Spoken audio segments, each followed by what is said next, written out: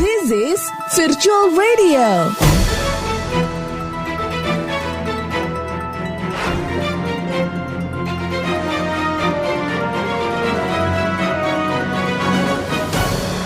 Assalamualaikum warahmatullahi wabarakatuh. Apa kabar Sobat Virtual? Kembali bersama saya Budi Utomo di segmen News of the Month. Tanpa terasa kita sudah memasuki bulan Juli 2022. Berarti kita sudah melewati semester awal tahun ini. Dan Sobat Virtual, inilah beberapa peristiwa penting yang terjadi selama bulan Juli 2022.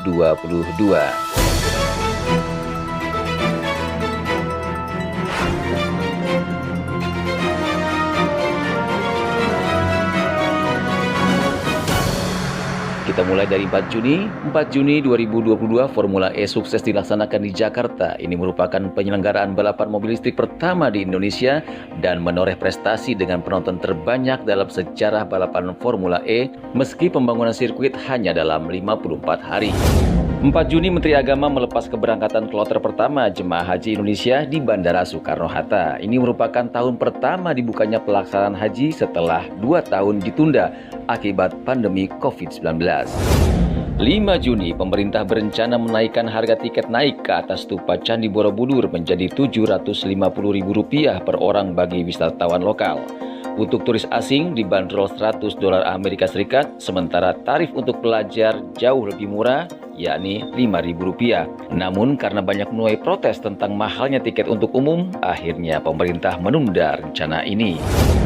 8 Juni, kepolisian Swiss dalam pernyataan resminya menyatakan bahwa anak Ridwan Kamil, Emeril Khan Mumtaz atau Eril, ditemukan di bendungan Engelheld di Bern.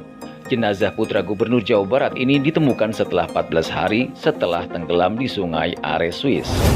13 Juni, jenazah Eril dimakamkan di Cimaung, Bandung setelah tiba di tanah air.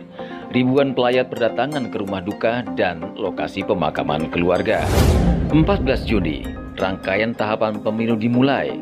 Pemerintah, DPR, dan KPU telah menyepakati tanggal pemungutan suara pemilu 2024, yakni Rabu 14 Februari 2024. 15 Juni, Presiden Joko Widodo meresafel kabinet dan melantik 2 orang menteri dan 3 orang wakil menteri. Adapun 2 menteri yang dilantik adalah Zulkifli Hasan sebagai Menteri Perdagangan serta Hadi Cahyanto sebagai Menteri Agraria dan Tata Ruang Kepala Badan Pertahanan Nasional.